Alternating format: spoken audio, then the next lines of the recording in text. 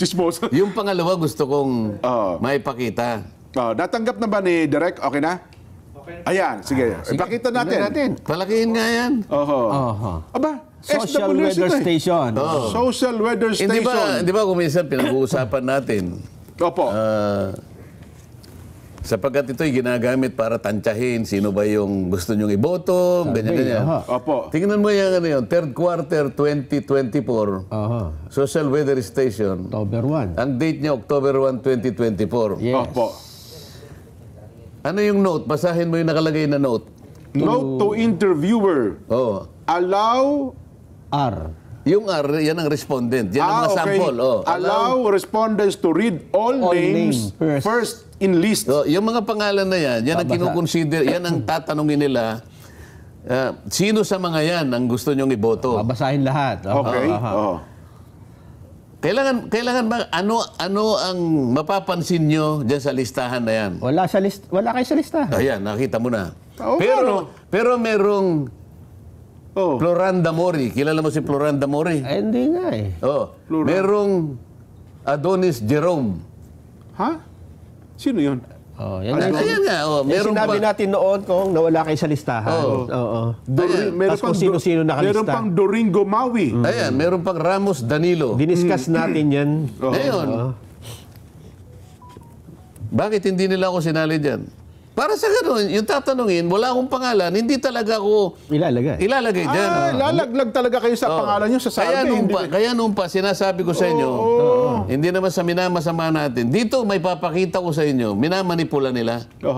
Official documents mo ba ito ng SWS? Baka questionin tayo ng SWS ko. Diniscuss natin to kung Jen. Sa kanila, page 2 yan.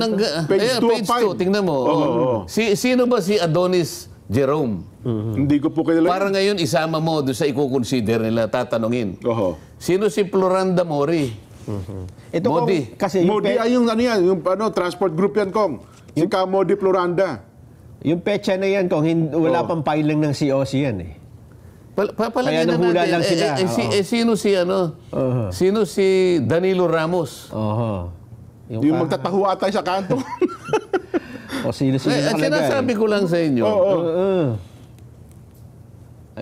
Siguro naman, mas kilala ko kaysa kay Doringo Mori. Mimi. Mimi. Ngayon, ito yung sinabi ko doon sa mga estudyante kanina.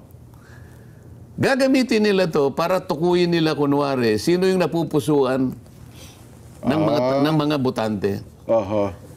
Pero sinadya nila na hindi nilagay ang pangalan ko dyan. Anong masasabi nyo ngayon? Totoo pa ba yung ginagawa nila? So pati yung publiko, nila-manipulate nila. Hindi ko naman sinasabi kung nalagay ako dyan, tuwan-tuwa ako, hindi. Nandun pa rin ang pagdududa ko. Sapagkat ako, ang gusto ko, pagka yung sa politika, dapat walang survey.